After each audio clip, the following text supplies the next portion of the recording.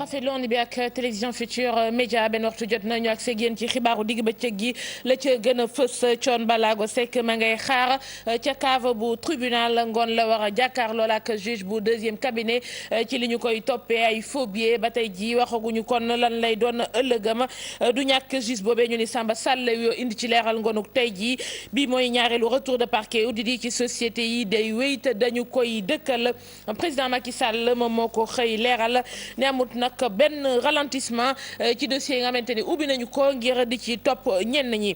Karim Wade nekk ci kaso bi groupe de travail ci wàllu détention yu ñu jàppee ni teguwul fenn te bokk ca kuréelu mbootaayu xeet yi daal di jàpp ne am na ay jalgati ci boobee procès ba tax na ñuy sàkku ñu teggi loxo ki di Karim Wade maître Sidiki Kaba mi yor wàllu ko yoon xëy tontu leen nee na Sénégal réew moom boppam la ñi nga xamante ni ñoom ñooy wàkk docteur liggéeykat ya xëy nañu kon banque seen loxo service minimum la ñu bootu ci SUTSAS kon xëy doxal daal nañuy doxantu xool kon fu yëf yi toll ci kanam tuuti di ngeen xool situation bi ci biir lopito yi dossier bi ñu jagleel ko Sénégal kon diggam ak institution yi yëngu ci wàllu ko koom lu mu mën a jur boobee àndandoo lañ ca mën a séntu ak it lu cay doon tolof njaxtalu xibaar yi Ibrahima Kane dina ci indi ay leeral ponk yaa ngoog buñ ca toftalee yéen i kaay yi muy lu fi jot a xëyee ñu fas ko yéene faram fàccee.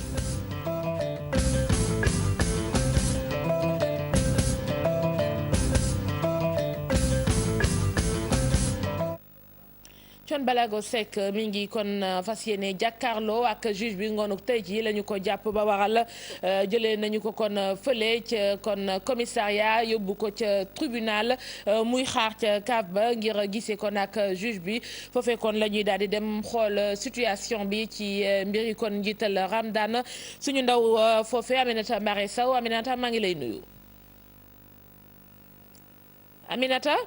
oui ma soxna Ngoné maa ngi lay fay ni nga ko waxee noonu la Thione Ballago Seck andiwaat nañ ko fii ci tribunal bu Ndakaaru moom nag mu ngi xaar jàkkaarloom ak kii di juge bu deuxième cabinet tey ci ngoon nag lañ ko jàpp loolee dina am ci kanamu ñii di ay avocat ñu mën a jàpp ne juge boobu la instant bi enquête bi moom moo koy wéyandi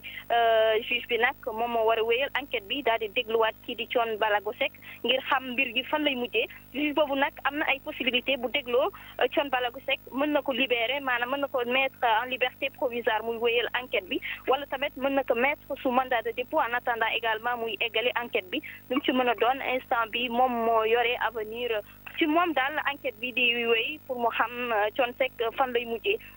tey ji ci suba nag constaté nañ ko bëriwul ay nit lool fii ci palais de justice bu Ndakaaru gisuñu fi benn parent proche si ce n'est que ay dëkkandoom lañ fi gis ñoom ñoo ñëw fi taxaw di xaar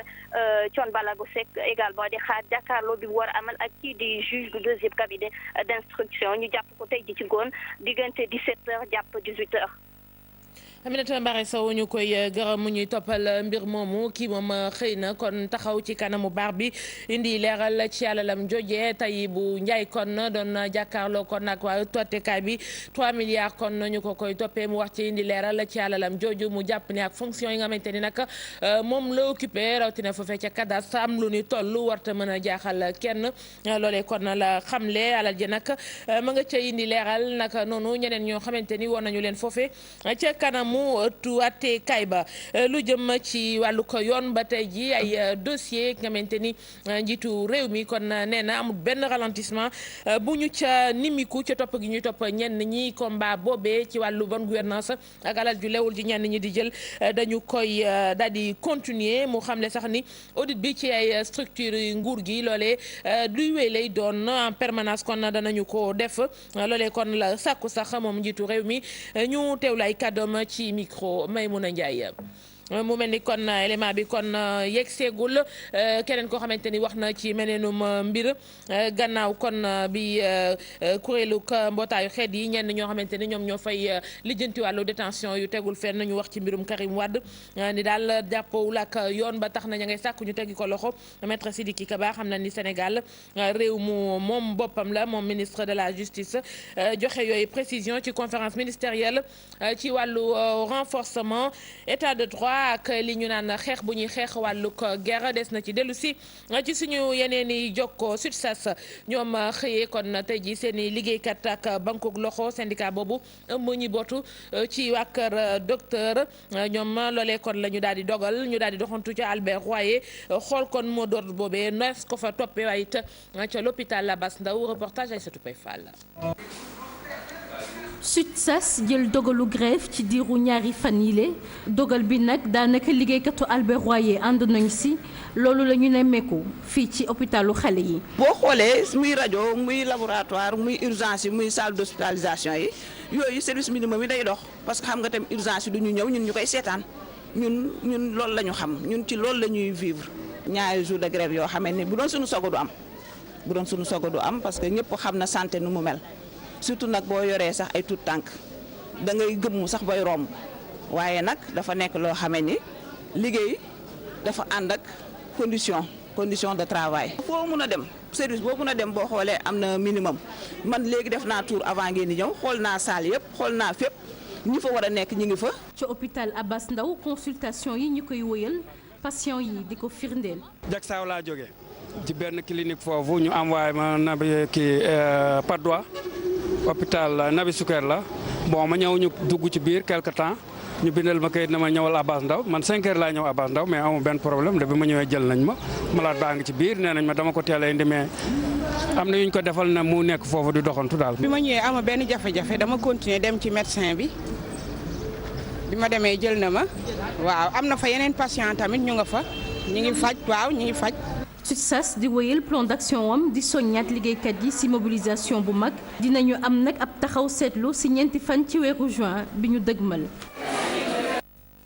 dégg ngeen ko kon démb fii maître ki nga xamante ni moom mooy Macky Sall wax ci lu jëm ci coupure ndox yi ak lii di kon coupure courant yi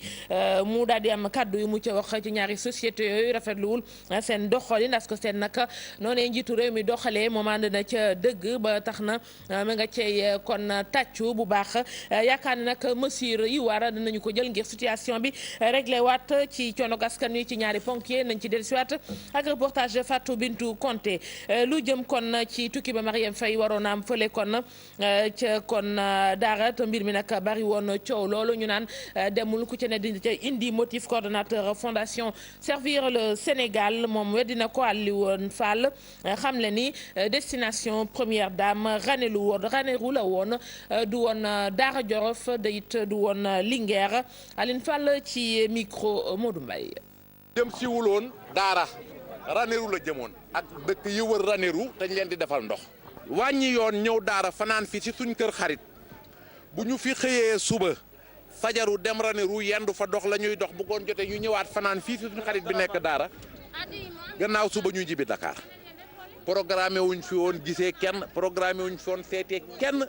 programmé wuñ woon dem fenn kon nag bu fekkee toog nañ dégg ñu ne première dame dafa am ñu fi joxoon rendez-vous ñooñu toog di ko xaar mu faussé loon rendez-vous la ma leen di wax mooy loolu xibaar boobu ñoom ñoo ko njëkk a yëg première dame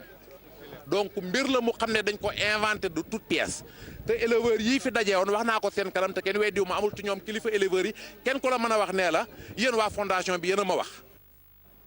dellusiwaat kon ci asko seen position bi mu am rafetlu kon kàddu yu njiitu réew mi ci kon mu naqarloo jafe-jafe ndox ak courant yi askan wi di dund bëgg ñu indi ci ay saafara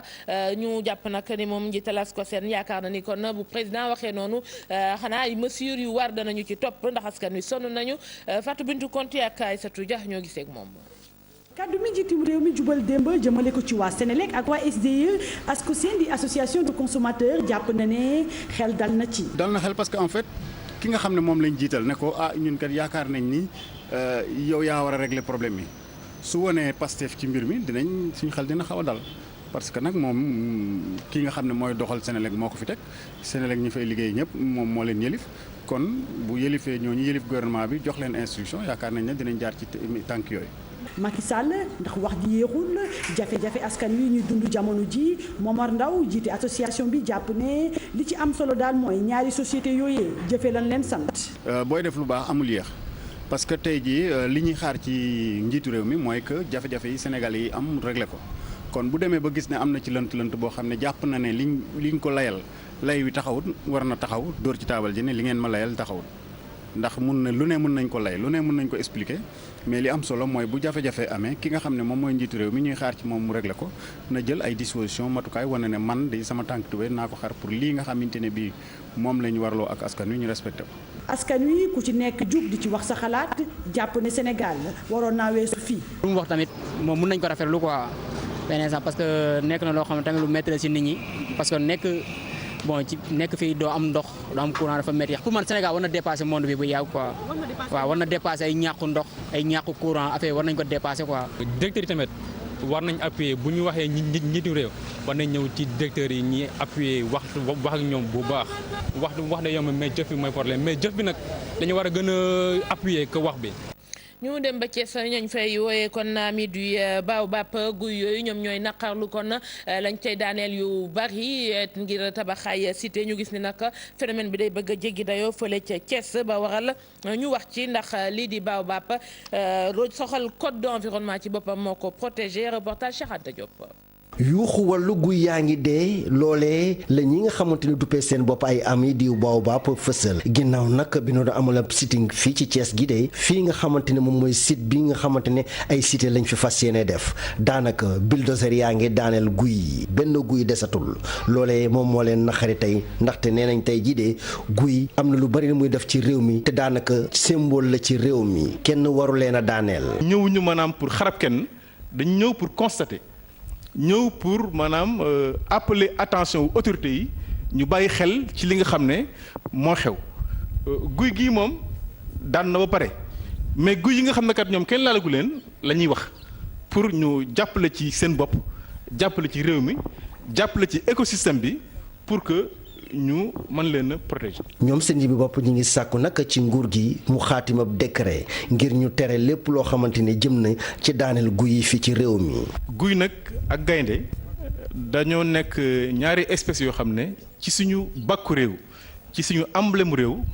moom la ñu teg mu nekk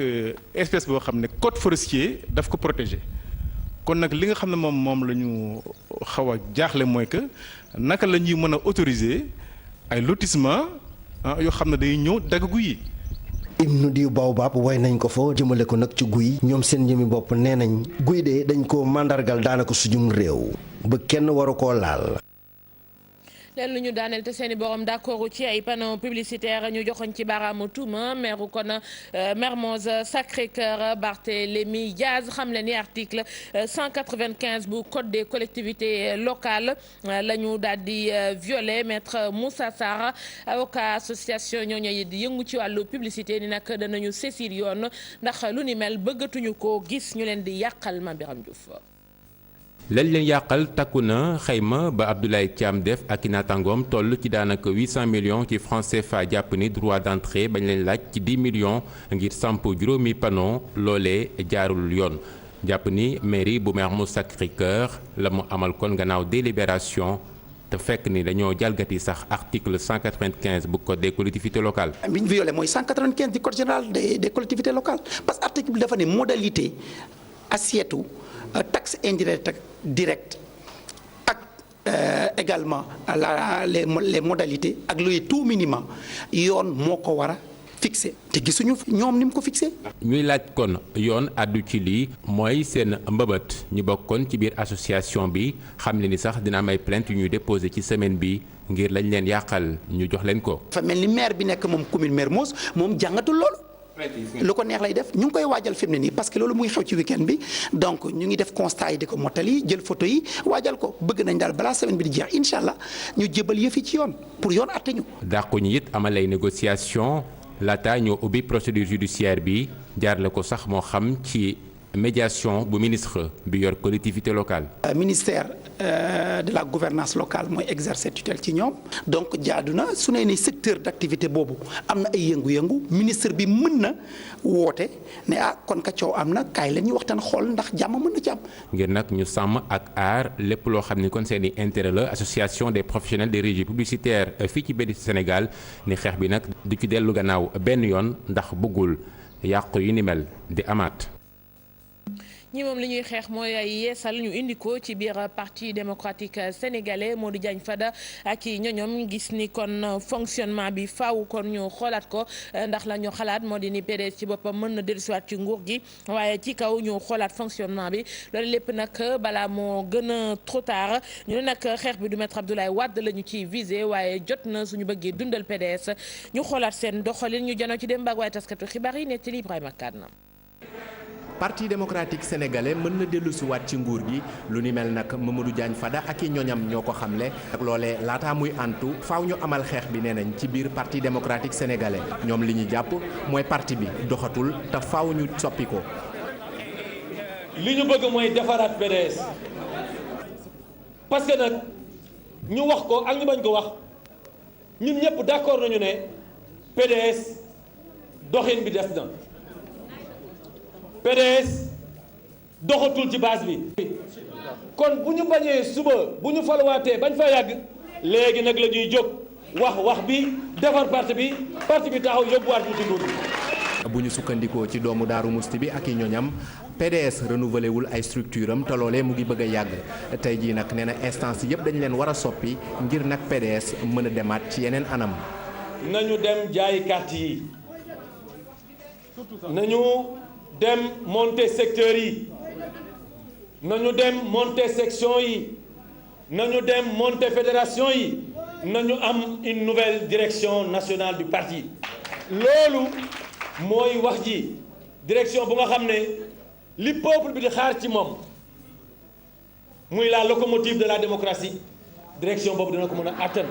Mamadou Diagne Fada ak i ñooñam nag ne faw ñu leeral benn mbir ñoom mësuñu am problème ak maître Abdoulaye Wade te duñ ko mës a am ci li ñu xamle rawatina Karim Wade mi nga xam ne moom la ñu jàpp ne moom mooy candidat libéraux yi. ci loolu nag ñuy joxoñ baaraamu tuuma ñenn ci seen i ñooñ ñoo xam ne jege nañ Abdoulaye Wade ne dañ koy utiliser rek ngir nëbb seen faiblesse.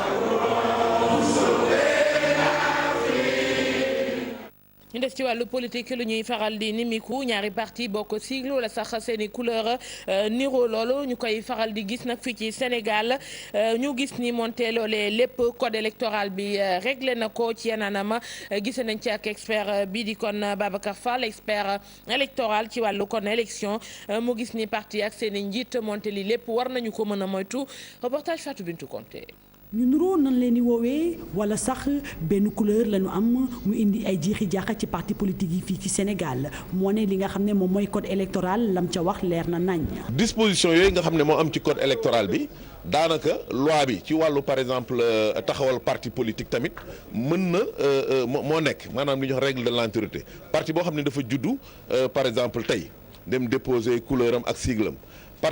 am parti bu juddu fii ak par exemple weer ñëw jël les mêmes couleurs il va de soi que parti bi nga xam moom moo jëkk a déposé moom moo am droit normalement donc am couleur yooyu. ñàkkub organisé teg ci nag ñàkk xaranti ci xalaat bi taxawal seeni parti politique bokk na ci li nga xam ne moom mooy indi jafe-jafe yi ñuy jànkonteel jamono ji ci tur yi ñuy woowee parti politique yi fii ci Sénégal. loolu li muy tekki ci sama gis-gis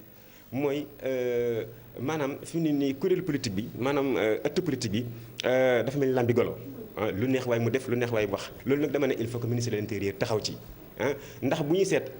am na danger bu ci nekk ndax. ngir saafaral ko Babacar Fall di expert électoral jàpp na ni ñi nga xam ne ñoom ñooy sanc seeni parti doonoo war a dem fee di ministère de l'intérieur xoolaat bu baax disposition yi nga xam ne moom la ñu taxawal ci parti politique yi lee. li ko mën a saafara mooy maanaam bu fekkee ne da nga bëgg a créer parti politique. nga dem ministère de l'intérieur am na division bu ñuy wax direction générale de l'administration territoriale parti bu juddu Sénégal bu am récépissé sa tura nga fa ak sa couleur ak sa sigle yow bu ñu war a créer parti nga dem foofu xool est-ce que ca parti ya fa nekk amul kenn koo xam ne couleur am ak sigle méngoowul ak sa bos. liñ ci mën a wax daal mooy sakkanaayu parti politique yi tax na ba jafe-jafe yi yëpp am ci langum politique bi lee ci wàllum tur wala nag couleur bi nga xam ne moom moo leen di mandargaal la. ñu gërëm ko Fatou Bintou Conté dellu si waat ci kàddu yu maître Sidiki Kaba ni ñu leen ko waxee gannaaw bi benn bànqaas ci biir kuréelu mbootaayu xeet yi waxee kon ci téye gi ñu téye Karim Wade ñooñee di fa lijjanti kon mbirum détention arbitraire daal di joxañ baaraamu tuuma kon procès bi di sàkku ñu teggi ko loxo moom Karim Wade maître Sidiki Kaba nee na ONU du tribunal te Sénégal réew moom boppam la ñu teew lay kàddoom. L'ONU ne juge pas Le Sénégal est un État souverain. du ONU mooy atte li xew Sénégal réew la mu moom boppam te fii institution judiciaire yi ñi ngi fonctionner bu baax te ñoom ñooy jël ay dogal muy tribunaux yi di cour d'appel yi cour suprême conseil constitutionnel bu fekkente ni mbir moomu la CREI yi jël na décision am ñaar fukki fan ak ñett ci weeru mars bi ñu génn décision boobu tax na ñi nga xamante ni ñooy avocat yi Karim Wade daal di dem cassation kon dañuy xaar rek juge bi nekk ca cour suprême mu daal di joxe dogalam te lam fay dogal moom mooy am te Sénégal buy rendre justice daf koy rendre ci turu état du Sénégal kon ma bamtu ni Sénégal àtte na mbir mi te réew la mu moom boppam. Souverain qui a la souveraineté judiciaire. C'est un principe régalien qui appartient à tous les États. Maître Sidiki Kaba joriñ di ñu dénk wàllu yoon xibaaru bitim réew ca la ñuy agsi Chérif Dia moo koy jàngat.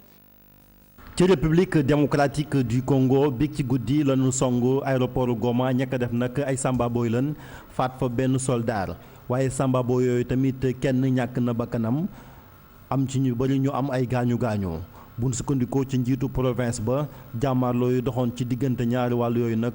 moo tax loola am mi ngi leen jàppe moom ay sambabooy ba tax na militaire yi dàq na leen ban dellu ginnaaw.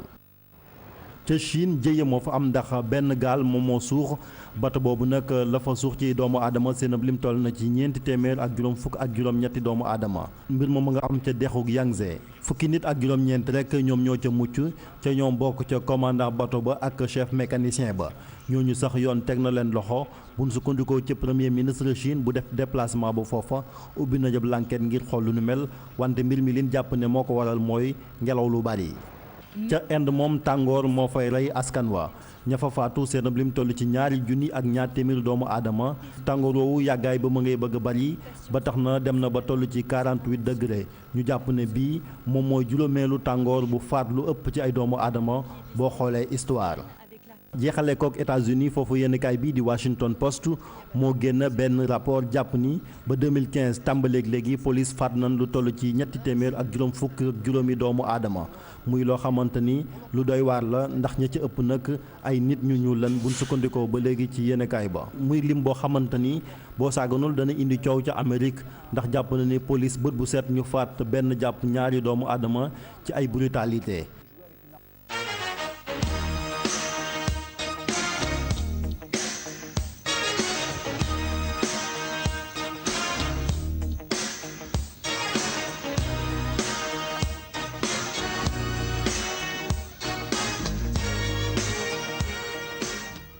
coupe du monde ci ñaamagul kon ñaar fukki at la ñuy wax équipe nationale bi ñoom tey ji suba ci àllarba ji danañu daje kon bu 7h jotee ak waa Colombie mu di match bu am solo ndax lu jëm ci daanu moom dañu leen ko tere ci boobee jongante ndax da leen daal di éliminer ndax seen premier match ñii di gaynde yi dañ ko ñàkkoon seen digg ak Portugal 3-0 ba waral fii moom gën ngaa néew match nul la ñu war a mën a xalaat sax def bu ñu bëggee wéy di des ci biir compétition par Cheikh Diack.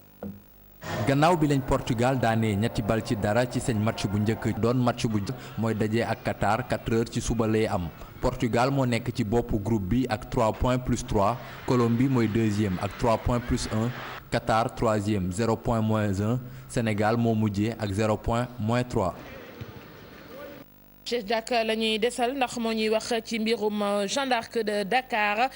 mi wàcc kon mu di situation boo xamante ni ñiy jàngat ci wàllu tàggat yaram nee nañ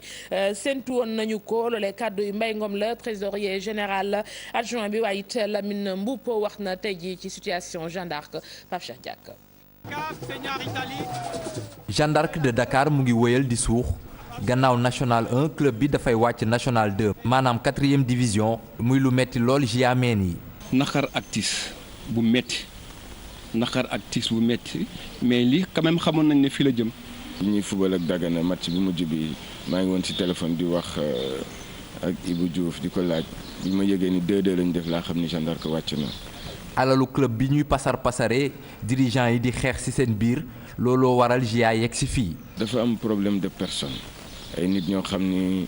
dañ fi ñëw pour seen propre intérêt. terrain bi tey kenn xamul ci ban fànn la nekk kenn xamul na ndax justice am na wala justice amul yaa ngi dégg xaalis bi fi dugg ay centaines de millions dugg nañ fi mais centaines de millions yi fan la jaar feeñul fenn. xaalis boobu loolu lay wax dañ ko pasare nax saay na mais man maa ngi ak benn këyit ba nga xam ne képp ko nga xam ne lekk nga ci xaalis boobu man am naa ko confidentiel la bëgg naa sax bind OFNAC parce que nag jaaduwul. wante ñii le gëm nañ ba léegi que ni GIA dina mës a jógaat. GIA dina jógaat bu dee 7 ans 8 ans moo xam mais GIA du mel mukk comme Jal Diop GIA marque la GIA label la. dina metti mais bu ñi faral Jeanne d'Arc ñi bëgg Jeanne d'Arc bu ñu fàttee lépp ñoo jàppoo nekk benn ni ñun dañu bëgg Jeanne d'Arc nekk dellu fi mu nekkoon. Jeanne d'Arc de Dakar ñi ngi ko taxawal ci atub 1921 ci atub 1998 club bi joué na finalu Coupe CAF ay tour yu mag ci footballu Sénégal ñu ci mel ni Dame Ndoye Roger Mendy wala Moussa Ndaw jaar nañ fa. ñu wax si ci wàllu dossier bi tey jii ñu jagleel ko li nga xamante ni moom moo di kon koom gi diggante Sénégal ak yenn institution yu demee ni kon Bretton Woods wala FMI Banque mondiale boobee diggante kon la ñuy càmbar lan mooy différence kon lu demee ni ay coopération sud-sud waaye it bu ca yooyee kuréel bëggee dugg lan lañ ci war a mën a jàpp ci wute mu di gëstu Ibrahima Kane.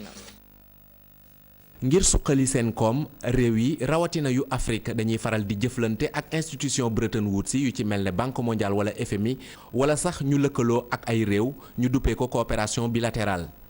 ñaari coopération yooyee nag lan moo leen wutale. Bretton Woods muy Banque mondiale ak Fonds monétaire nga xam ne bi guerre bi pare dëkk yëpp yàqu ñu ne nañ defaraat réew yi ñu daal di réew yi àddina bi cotiser kon banque boobu kenn moomu ko banque àddina la. maanaam comme banque lay fonctionner donc dalay nga am garantie mu financé la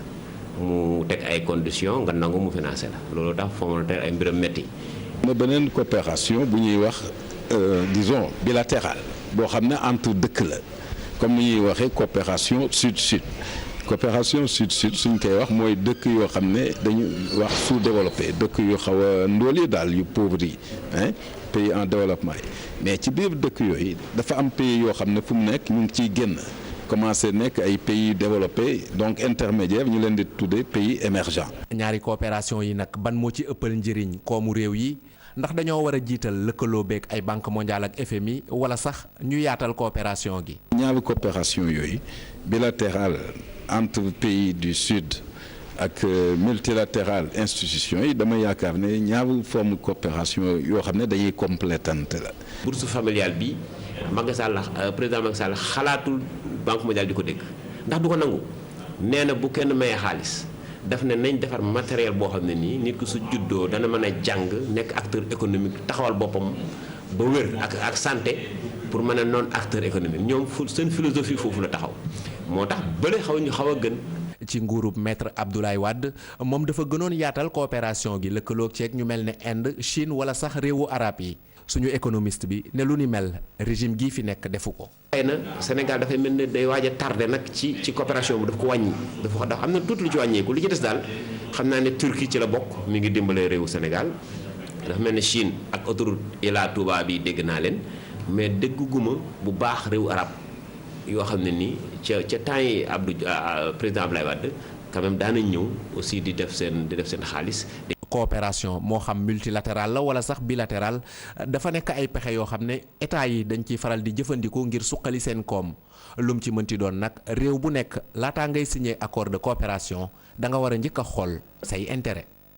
Ibrahima Kane ñu koy gërëm ak si ci yéenekaay yi li ñu xëyee ak Mamadou Mouhamed Ndiaye. jërë ngeen jëf mbóot yeneen yu ñu umpale woon ci mbirum Thione Seck observateur xëy na ko sulle koor jaagan jiital Ramadan tey jii ci 6 heures ci ngoon yéen a kaay bi nañu ca lay mujj jàkkaarloo ak 6 bi ne démb la waroon a jàkkaarloo ak 6 bi moom Thione Seck ba ñu ko yóbboo tribunal gannaaw bi dañu ko delloowaatoon police centrale li tax dégluñu ko yéen a kaay bi nañu cay awakaam la jógee ni kii di Aminata Ly mi nga xam ne mooy présidente tribunalum Dakar jël na dossier bi jébbal ko juge d'instruction bi ay awakaam ñoo xam ne ba ñu dellu si waatee Thione Seck waxtu woowee bu ñu ko bàyyi woon mu doon janoo ak àttekat bi mu di Samba Sall mi juge deuxième cabinet kon daanaka Thione Seck fa lay fanaan lii tax ba Thione ñëwee avocat yi ñoom dem seen yoon ba ñu wooloo Thione ba war koo déglu gis ñu avocat am ca la nañu ko na delluwaat ba suba ca la ñu koy déglu observateur tax nañu budul woon ak way goo xam ne avocat yi wane nañ ko ci mbir mi kon Thione Seck bu sàgganul tey ji rëbës lay yeewoo moom Thione observateur ne ñu juróom-ñaari avocat jël na ko ngir ñu génnee ko ci tuumay faux billet association malfaiteur ak blanchiment d'argent gi ñu koy toppee keneen ku ñu koy toppandool ci moomi le mbir di Abdoulaye Djité yi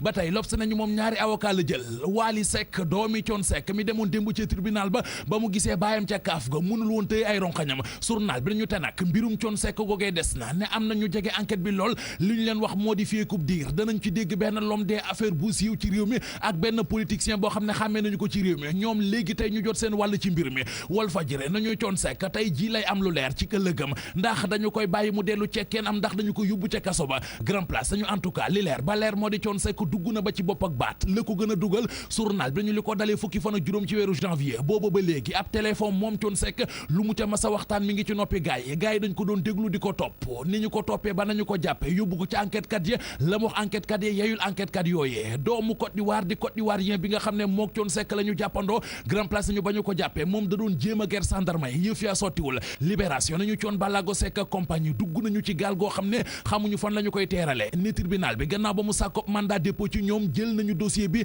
jébbal ko 6 deuxième cabinet mooy ki ko war a lijjanti laas nañu Thione Seck donte ma nga ca loxo yoon ne terewul mi ngi lijjanti meneen mbir ne Joachim Cissé di doomu Gambie bi nga xam ne nee na mooy kooba bi ko dugal ci coow li Thione Seck nee na da koy porter plainte populaire nañu bu ñu bëggee dégg-dëgg li leer ba leer moo di Thione Seck ma nga jëm ci mandat dépôt kuye bu fàkkali ko nekk ci rëbës Fada ak i gaayam falang Abdoulaye Wade la ñu bëgg populaire moo ko wax journal bi nañu moom sa Daaru Mooti di Modou Diagne Fada démb bi muy janook taskatu xabaar yi li mu wax moo di Parti démocratique Sénégal toll na foo xamante ne ji bëggatuñoo gis Abdoulaye Wade ci kanam keneen la ñu bëgg a gis ci kanam muy xeexal parti bi Wade sonn na la mu mënoon def na ko fii la mën a yem Parti démocratique Sénégal Modou Diagne Fada na ñoo war a xeex defar ko seen biir laata ñu yegg ci présidentielle 2017 yi te loolee nag fa ñu ko mën a jaar moo di amal ab congrès tànnal parti bi njiit kuy wutu Abdoulaye Wade ndax Karim Wade dëgg la candidat la waaye nit mënut a doon candidat parti bi ba noppi bëgg a doon njiital parti bi Le Quotidien nañu Modou Diagne Fada Aïda Mbodj ak compagnie fipp nañu Rewmi Quotidien nañu njiital Parti démocratique Sénégal di Abdoulaye Wade moo daanoote